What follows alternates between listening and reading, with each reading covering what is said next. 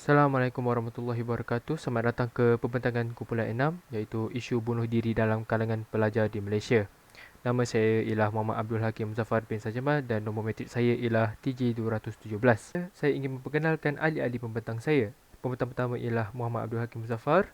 Pembentang kedua ialah Purvaniswaran anak lelaki N. Balakrishnan. Pembentang ketiga ialah Muhammad Najmuddin bin Abdul Kabar. Pembentang keempat ialah Hanim Balkis binti Ahmad Yusri. Pembentang kelima ialah Ki Hui Ting. Pembentang ke-6 ialah Hanis Syafiqah binti Khairul Azli. Pembentang ke-7 ialah Lim Yushun. Pembentang ke-8 ialah Muhammad Afiq Ahmed bin Muhammad Fauzi. Pembentang ke-9 ialah Hana Sarina binti Muhammad Razib. Pembentang ke-10 ialah Dharmasilan anak lelaki Rahman. Dan yang terakhir ialah Joakim anak lelaki Agustin. Apa itu bunuh diri? Bunuh diri ialah perbuatan untuk menamatkan atau menghilangkan nyawa diri sendiri. Ianya boleh dilakukan dengan pelbagai cara, dengan cara fizikal luaran, dalaman atau kedua-duanya sekali.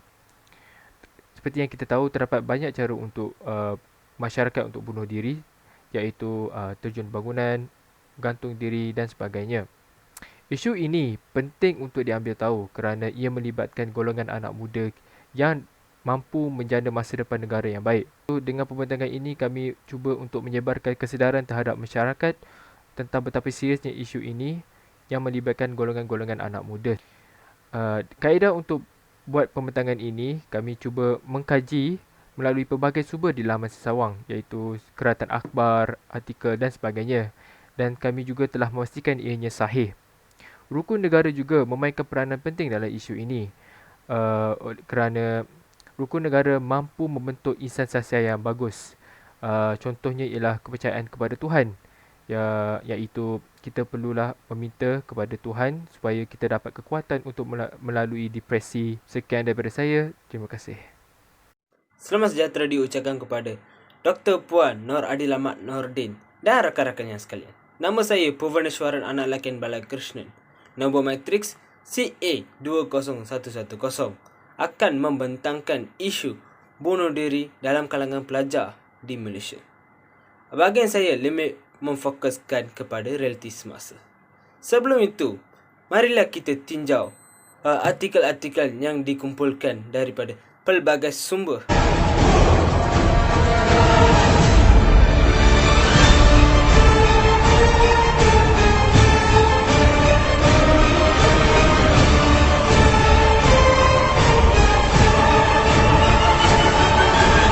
Baiklah, mereka adalah simptom-simptom yang popular dalam kalangan pelajar yang ingin bunuh diri. Yang pertama, mereka akan mengasingkan diri daripada interaksi masyarakat.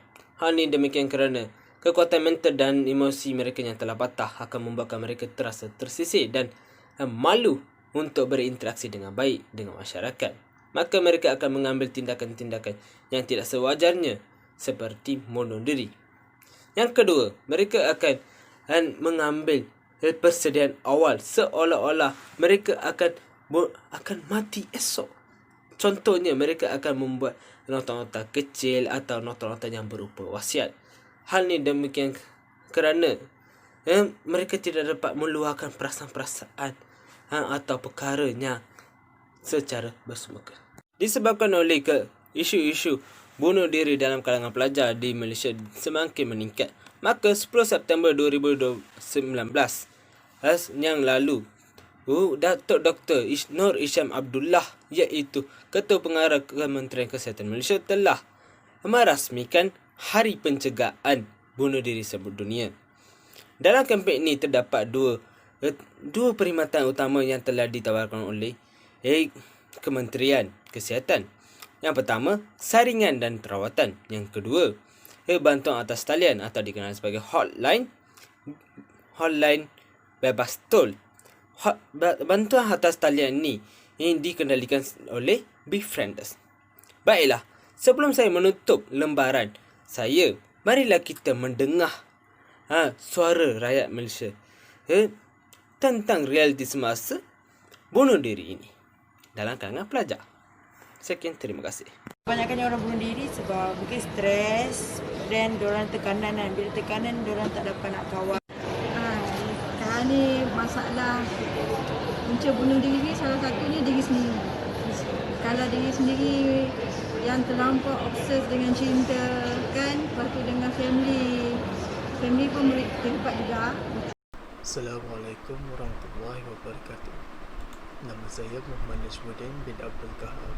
Nombor matriks FP19033 akan membentangkan realiti semasa isu bunuh diri dalam kalangan pelajar. Ironinya, walaupun intipati media sosial dan media cetak sentiasa memain peranan bagi meningkatkan kesedaran tentang keburukan bunuh diri, isu ini masih lagi berterusan secara berleluasa. Terdapat banyak kajian yang telah dijalankan untuk mengumpul statistik mengenai kes bunuh diri di Malaysia dari 1999 hingga 2019. Isu bunuh diri di kalangan remaja ini boleh dikaitkan dengan ketidakseimbangan jasmani, emosi, rohani dan intelek, atau boleh dikenali sebagai JERI.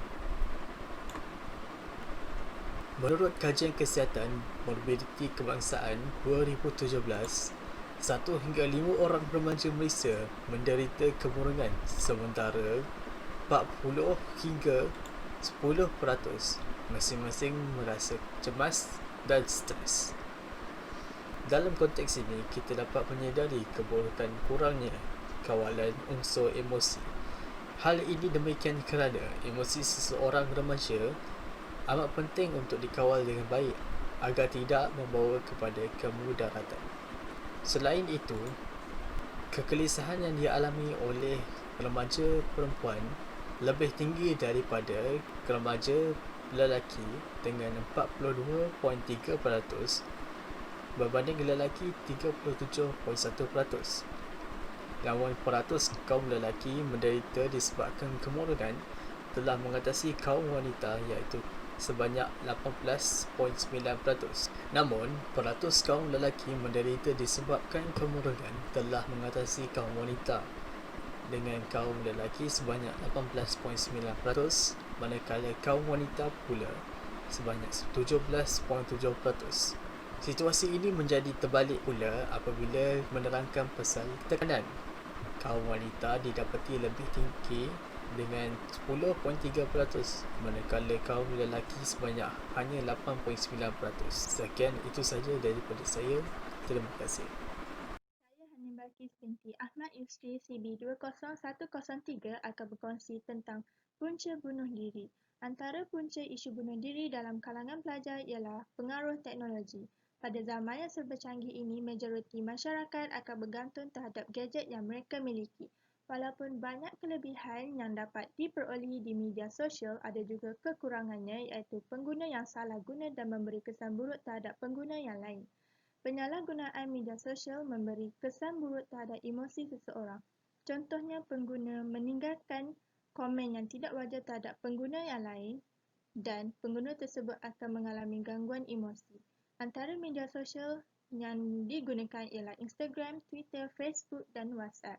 Punca pengguna mudah terpengaruh ialah kerana individu sudah tidak dapat berfikir dengan waras dan hanya bergantung terhadap media sosial yang mereka ada. Oleh itu, didikan awal dari rumah amat penting. Ibu bapa hendaklah mengehadkan masa atau melarang anak bermain dengan telefon pintar dengan jangka masa yang lama. Berdasarkan artikel Sinar Harian, kisah benar seorang remaja 16 tahun di Sarawak menamatkan riwayatnya dengan membuat undian di laman sosial, meminta pengikutnya undi sama ada D atau L. D bermaksud die dan L bermaksud live. Ibu bapa hendaklah menumpukan perhatian yang lebih terhadap anak-anak mereka. Mereka tidak boleh menumpukan perhatian yang lebih terhadap pekerjaan di pejabatnya. Mereka harus tahu bahawa perkembangan anak-anaknya amat penting untuk mewujudkan warga negara yang bertanggungjawab dan prihatin. Berdasarkan falsafah pendidikan kebangsaan 1996, didikan awal daripada ibu bapa dapat melahirkan warga negara yang bertanggungjawab. Mereka yang cuba untuk membunuh diri ini menunjukkan mereka kurangnya elemen JERI iaitu JERI bermaksud jasmani, emosi, rohani dan intelek.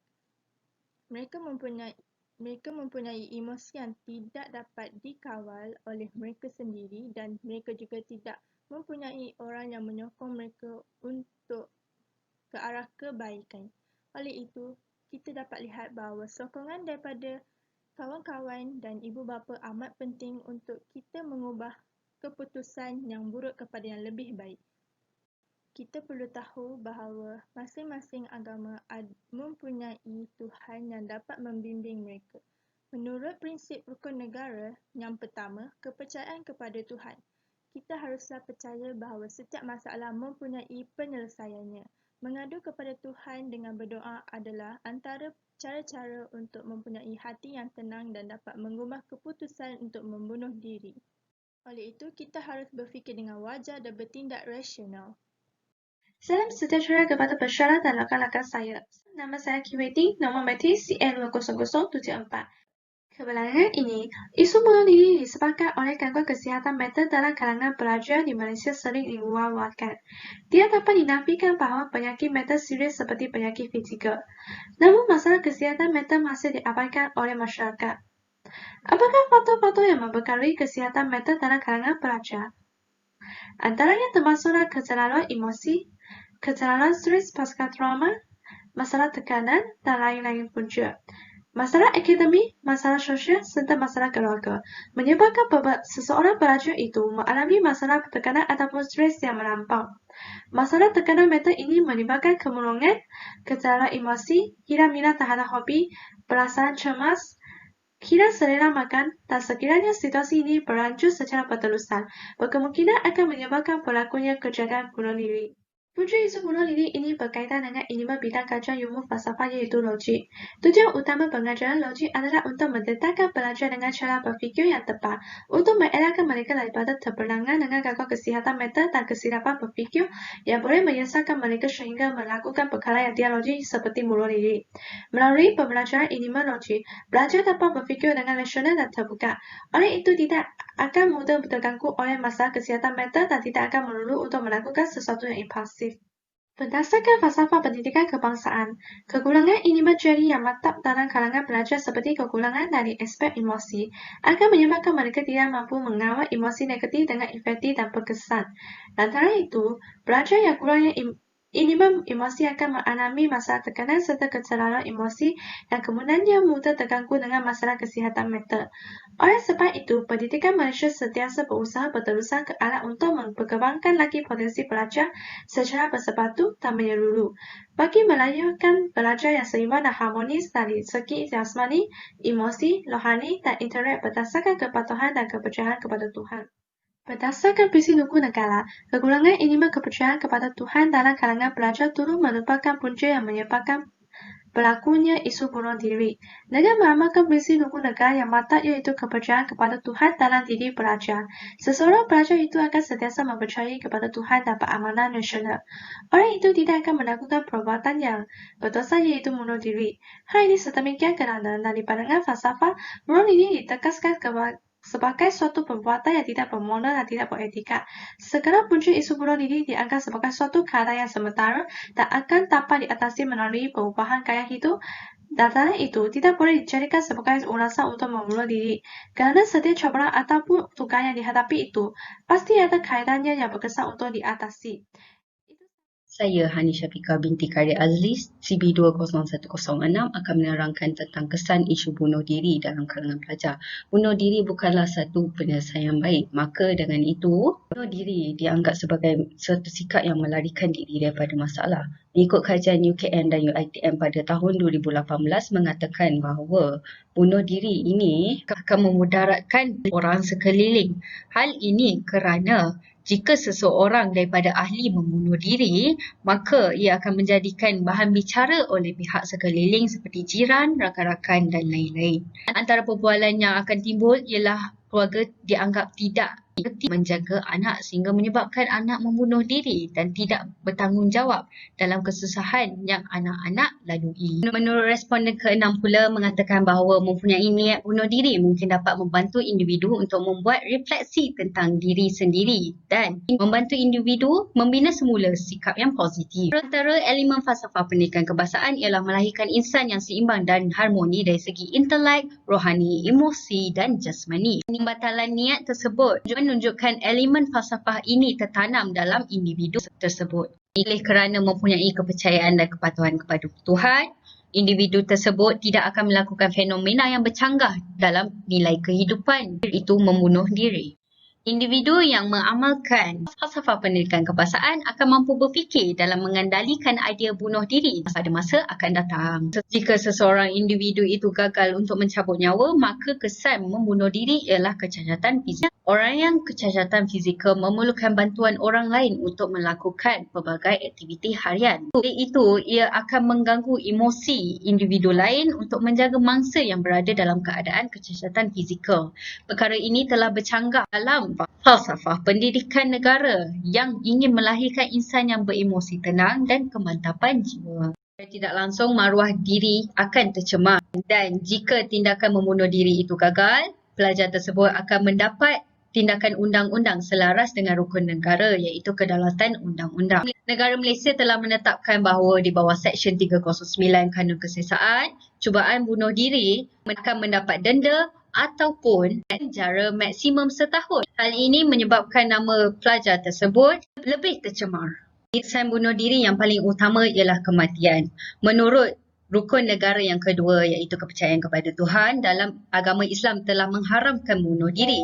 Surah Al-Baqarah ayat 195 mengatakan bahawa, dan janganlah kamu sengaja mencampakkan diri kamu ke dalam bahaya kebinasaan. Maka jika seseorang individu itu mengamalkan falsafah rukun negara, maka perkara ini tidak akan berlaku. Selamat sejahtera, nama saya Lim Yusun. Nama matrik saya adalah CA20123.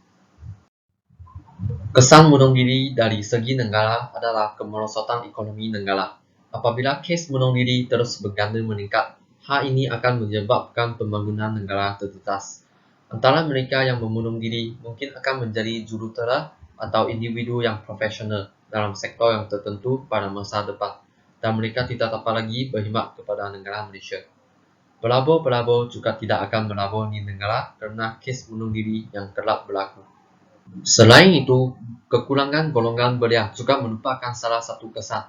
Apabila kes bunuh diri semakin meningkat, secara tidak langsungnya, populasi golongan belia juga akan berkurangan. Menurut Sinar Harian, sebanyak 465 kes cubaan bunuh diri dirujuk kepada Kementerian Kesihatan Malaysia bagi tempoh dari Januari hingga Jun pada tahun ini berbanding sebanyak 675 kes dalam tempoh sama pada tahun lalu. Nama negara tercemar. Nama negara akan tercemar jika berita-berita yang negatif yang berlaku di Malaysia dipaparkan di berita harian luar negara. Hal ini akan menyebabkan luar negara beranggapan bahawa Malaysia bukan satu negara yang mempunyai insan yang seimbang dan harmonis dari segi intelek, jasmani, rohani dan emosi, berdasarkan kepercayaan dan kepatuhan kepada Tuhan selaras dengan falsafah pendidikan negara. Kesan bunuh diri dari segi masyarakat adalah penyebaran suasana atau semangat yang negatif. Mengikut bidang psikologi industri dan organisasi, menunjuk kepada fenomena hubungan manusia dengan tempat kerjanya serta segala permasalahan yang berkaitan dengan alam pekerjaan akan menentukan prestasi kerja seseorang pekerja. Kerja-kerja yang dilakukan juga menjadi tidak produktif yang bersesuaian dengan keinginan dengan pabrik. Jika kita terus hidup dan tinggal di suasana tersebut, maka lama-kelamaan kita akan menghadapi penyakit kemurungan. Wujud masalah sosial juga merupakan salah satu kesan. Pelajar yang bunuh diri akan mewujudkan perasaan bersalah dan malah, serta boleh mengakibatkan kesedihan yang berpanjangan. Penyakit mental yang buruk seperti kemurungan, penyalahgunaan data, dan sebagainya. Sesetengah orang berfikir bahawa dengan membahayakan diri mereka dapat membuat orang yang menyakiti mereka bangun. Imej keluarga terjejas. Apabila seseorang pelajar telah diketahui bunuh diri, maka hal pelajar tersebut akan diketahui oleh semua orang. Penyebaran berita ini boleh disebar dengan melalui percakapan gosip, berita harian, media sosial, dan sebagainya. Sekian sahaja daripada saya. Terima kasih. Saya Hana Sarina binti Muhammad Hasib, nombor matrik CB20057, akan membentangkan mengenai kaedah-kaedah mengatasi isu bunuh diri dalam kalangan pelajar di Malaysia. Langkah pencegahan awal perlu dilaksanakan terlebih dahulu untuk mengatasi isu bunuh diri dalam kalangan pelajar.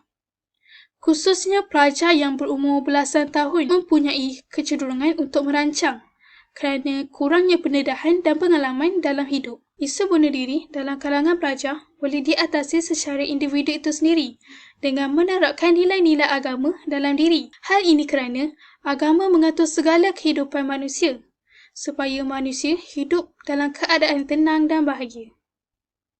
Ketenangan dan jiwa yang tenteram amat penting bagi pelajar supaya pelajar tidak berasa tertekan dan mengalami kemurungan. Pelajar boleh menghayati nilai-nilai agama dengan mendalami ilmu keagamaan. Contohnya bagi yang Muslim, pelajar boleh mendalami maksud-maksud ayat-ayat Al-Quran. Hal ini sinonim dengan epistemologi, iaitu suatu pemikiran yang mendalam dan sistematik mengenai ilmu pengetahuan. Selain itu, penerapan nilai-nilai agama melalui ibadat. Melakukan ibadat dapat meluangkan masa kita dengan mendekatkan diri dengan Tuhan. Semasa melakukan ibadat, pelajar perlu berdoa kepada Tuhan agar masalah yang dihadapi dapat dipermudahkan. Hal ini memberi kesihatan emosi yang baik kepada pelajar. Melakukan ibadat dapat memperkembangkan potensi pelajar dari segi rohani kerana berdasarkan falsafah pendidikan kebahasaan, unsur rohani merangkumi unsur yang berkaitan kalbu, iaitu hubungan pencipta dengan manusia. Selain itu, masyarakat juga memainkan peranan dalam mengatasi isu bunuh diri dalam kalangan pelajar di Malaysia. Masyarakat boleh memberi sokongan moral kepada pelajar kerana sokongan moral dapat meningkatkan semangat pelajar untuk menuntut ilmu. Misalnya, masyarakat seperti keluarga boleh memberi kata-kata yang positif kepada pelajar.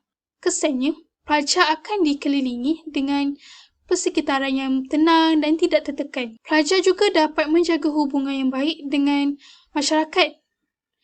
Daripada sini, tercetuslah pendidikan holistik, iaitu dasarnya seseorang individu dapat menemukan identiti, makna dan tujuan hidup melalui hubungannya dengan masyarakat, lingkungan alam dan nilai-nilai spiritual. Assalamualaikum warahmatullahi wabarakatuh dan selamat sejahtera. Saya Muhammad Afiq Aiman bin Muhammad Fauzi dengan kod pengenalan VC20015 akan meneruskan perbincangan kita mengenai tanggungjawab masyarakat dalam kaedah mengatasi pelajar bunuh diri. Yang pertama adalah masyarakat seharusnya menyokong pendapat atau khidmat pelajar dan berani cuba untuk tidak menolak pendapat mereka. Hal ini kerana istilah pelajar sudah membuktikan bahawa mereka berada dalam status sedang belajar dan mereka memerlukan bimbingan daripada pihak sekeliling, terutamanya pihak masyarakat. Yang kedua adalah tidak membangkitkan permusuhan antara golongan pelajar dan ahli keluarganya sehingga menyebabkan diri pelajar stres. Hal ini disebabkan komitmen pembelajaran sudah menjadi suatu beban yang agak berat dan pelajar tidak mampu fokus untuk perkara lain. Contohnya, apabila berlaku masalah terhadap keluarga yang jauh daripada pelajar tersebut, situasi ini boleh mendatangkan kerisauan terhadap pelajar. Akibatnya, pembelajaran mereka boleh terabai dan akan mengakibatkan keputusan yang tidak memuaskan. Tanggungjawab negara terhadap kaedah mengatasi pelajar bunuh diri. Yang pertama adalah kerajaan haruslah mewujudkan atau menambah sektor pendidikan yang memfokuskan lebih ramai ahli pakar bagi mengatasi masalah kemurungan atau stres, terutamanya bagi golongan pelajar. Sebagai contoh, apabila pelajar mengalami masalah yang sukar diatasi dan dilanda kemurungan yang melampau, pemikiran yang singkat akan mengakibatkan pelajar untuk mengambil dadah dan bahan terlarang seperti ganja, syabu, arak dan ais. Institusi kerajaan atau bukan kerajaan hendaklah memberi bantuan dari segi kewangan kepada pelajar yang memerlukannya. Hal ini kerana terdapat golongan pelajar mengalami tekanan kerana masalah kewangan yang tidak mencukupi untuk membayar kos pembelajaran mereka. Hal ini penting bagi memastikan pelajar dapat memfokuskan diri mereka kepada pembelajaran sepenuhnya dan tidak perlu memikirkan cara untuk meraih pendapatan bagi menampung kos pembelajaran mereka. Pinjaman atau beasiswa haruslah mengurangkan syarat kelayakan dan lebih fokus kepada pendapatan isi rumah pelajar tersebut. Dan penambahan kuota pelajar yang boleh menerima kewangan haruslah dititik beratkan dan memberi bantuan sepenuhnya kepada pelajar kemasukan baru. Yang terakhir adalah Kementerian Belia dan Sukan boleh memperbanyakkan program yang menyatupadukan antara pelajar dan masyarakat. Kementerian Belia dan Sukan boleh mengadakan latihan terbuka yang melibatkan pelbagai lapisan umur untuk mewujudkan diskriminasi yang tidak akan timbul antara golongan pelajar dan masyarakat. Terima kasih. Selamat sejahtera, saya ucapkan kepada Dr. Noradila dan rakan-rakan lain. Hari ini saya akan membentangkan tentang isu bunuh diri dalam kalangan pelajar. Pembentangan saya fokus kepada kesimpulan. Terlebih dahulu, saya ingin memperkenalkan diri saya. Nama saya Dharma Silan, anak lelaki Rahman, nombor matrik CB20051. Secara amnya, isu bunuh diri ini adalah satu masalah yang hangat diperkatakan di setiap penjuru muka bumi ini. Ya, kerana kes bunuh diri ini semakin meningkat dalam masyarakat kita, terutamanya dalam kalangan pelajar. Ia menjadi salah satu cabaran global pada masa kini. Maka kajian ini dilakukan untuk mengenal pasti tentang isu bunuh diri dalam kalangan pelajar. Kajian ini fokus kepada realiti semasa tentang isu bunuh diri, punca berlakunya bunuh diri, kesan bunuh diri dan langkah pencegahannya. Pengajaran yang dapat disimpulkan daripada kajian ini adalah kita harus mengambil tahu bahawa bunuh diri bukannya satu-satunya jalan penyelesaian untuk mengelakkan diri daripada menghadapi masalah.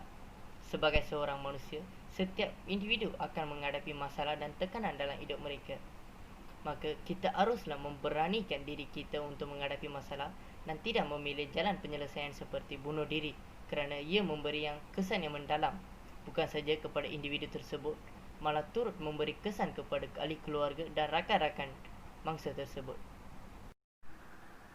Seterusnya, kita haruslah berfikiran rasional ketika menyelesaikan sesuatu masalah. Rasional membawa maksud berfikir berdasarkan alasan dan bukti yang nyata dan mengambil tindakan berdasarkan pertimbangan yang wajar. Hal ini kerana setiap individu ada cara tersendiri untuk menyelesaikan masalah yang mereka hadapi dalam kehidupan mereka. Namun, tidak semua di antara mereka tahu cara terbaik dan proaktif dalam menanganinya. Maka pentinglah untuk berfikiran rasional dalam menyelesaikan suatu masalah supaya mengelakkan diri daripada mengambil jalan penyelesaian yang salah seperti bunuh diri. Sekian saja daripada saya. Terima kasih. Salam sejahtera. Saya ucapkan kepada Dr. Noradilan dan rakan-rakan sekalian. Hari ini saya akan membentangkan cadangan untuk mencegah masalah bunuh diri. Pembentangan saya fokus kepada kesimpulan. Terlebih dahulu saya ingin memperkenalkan diri saya. Nama saya Joakim, anak lelaki Agustin. Nombor matrik CA20017. Antara cadangan pencegahan bunuh diri yang pertama dapat disimpulkan daripada kajian ini adalah kita haruslah mendapatkan bantuan daripada profesional dengan segera. Kebanyakan kes bunuh diri disebabkan kemurungan klinikal. Rujuk kes begini kepada pakar kesihatan mental profesional. Kenalkan mereka dengan NGO seperti Befriender, penasihat spiritual atau individu lain yang dipercayai boleh membantu kita. Simpan nombor telefon penting dalam telefon kita dan mereka agar mudah dihubungi apabila perlu. Cadangan kedua untuk mencegah masalah bunuh diri adalah bercakap dengan pemimpin agama dan mendekatkan diri kepada aspek keagamaan dan memupuk iman yang kuat. Sebilangan orang termasuklah mereka yang putus asa dan ingin membunuh diri haruslah bercakap dengan pemimpin agama atau orang yang berpendidikan dan terlatih dalam psikologi. Mereka dapat menolong kita mengatasi kesakitan dan memberi kita perspektif yang berbeza serta mendorong kita untuk memikirkan semula beberapa perkara. Cadangan ketiga yang mencegah bunuh diri adalah singkirkan segala sarana dan alat untuk membunuh diri. Kita haruslah singkirkan semua benda yang dapat kita menggunakan untuk membunuh diri, termasuklah minuman beralkohol, ubat-ubat terlarang, benda tajam, tali atau benda lain apapun yang kita pernah berfikir untuk gunakannya. Ini kemungkinan memang terdengar ekstrim, tetapi jika kita menyingkirkan segala benda yang dapat dengan mudah kita gunakan sebagai alat bunuh diri, kemungkinan kita untuk melakukan bunuh diri juga akan sangat jauh berkekurangan. Jadi kesimpulan, maka langkah-langkah yang sistematik, pragmatik dan konkret harus diimplementasi supaya isu bunuh diri ini dapat diatasi dengan kadar segera. Justerunya, semua pihak termasuklah setiap individu, para ibu bapa, rakan taulat dan golongan masyarakat perlu saling bergantung bahu dan mengatasi isu bunuh diri. Sekian sahaja daripada saya. Terima kasih.